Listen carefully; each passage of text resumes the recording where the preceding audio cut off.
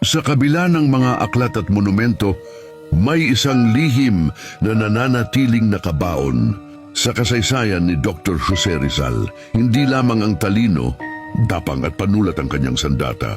Sa mga anino ng lumang Kalamba, bulong-bulungan ng mga matatanda ang hiwaga na nababalot sa kanyang katauhan.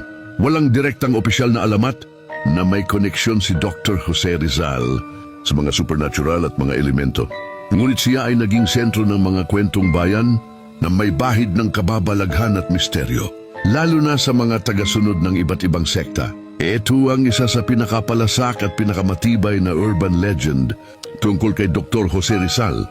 Sinasabing noong bata pa si Rizal sa Calamba, malalim ang kanyang pagkakaugnay sa kalikasan at sa mga diwata o engkanto ng lugar, partikular sa malaking punong kahoy na malapit sa kanilang bahay. Di umano ang pambihirang talino at ang pagiging polyglot o maraming wika ang alam niya ay hindi lamang dahil sa pag-aaral, kundi dahil sa biyaya at patnubay ng mga elemental na espiritu ng kanilang lupain.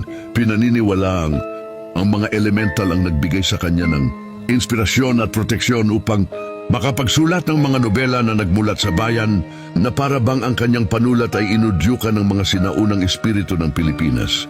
Sinasabing si Rizal ay nagtataglay ng isang anting-anting wagimat na nagbigay sa kanya ng pambihirang talino, kakayahang magpagaling at higit sa lahat, immortalidad o proteksyon laban sa bala. Ang anting-anting na ito ay karaniwang inilalarawan bilang isang maliit na medalya, bato o aklat. Ayon sa alamat, hindi talaga namatay si Rizal nang barilin siya sa Bagumbayan o Luneta. Ang taong binaril at namatay ay isa lamang kapalit o isang ilusyon. Ang pagngiti ni Rizal, ito ay tumutukoy sa pamosong larawan ni Rizal kung saan nakangiti siya habang siya ay nakakulong bago barilin. Maraming naniniwala na ang kanyang ngiti ay mayroong hiwaga o lihim na mensahe. Hindi ito literal na supernatural, ngunit itinuturing itong mahiwaga.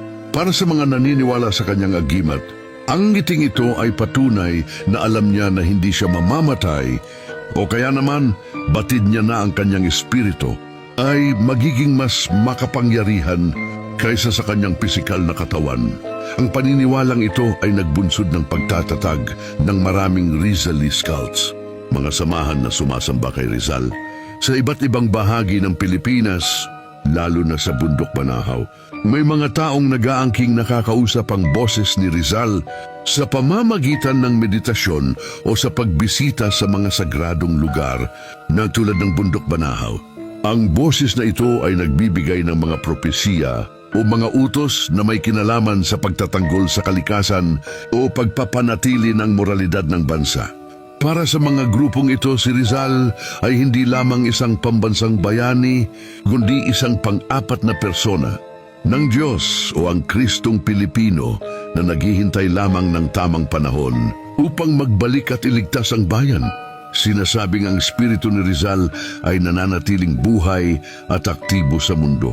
Kwentong ito ay nagpapakita kung gaano kalaki ang pagpapahalaga at paggalang ng mga Pilipino kay Rizal na umabot sa punto na itinalaga siya sa kalagayan ng isang mitolohikal at banal na nilalang.